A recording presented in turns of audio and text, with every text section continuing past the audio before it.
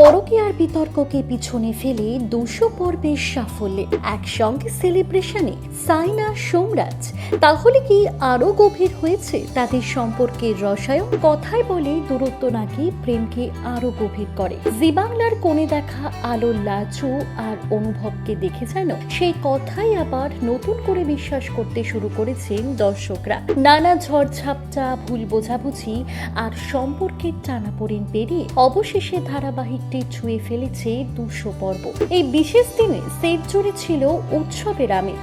ভক্তদের ভালোবাসার জন্য কৃতজ্ঞতা জানালেন সাইনা ও সোমরাজ। কেক কেটে উদযাপনের মাঝেই ঘটে গেল এক মজার মুহূর্ত।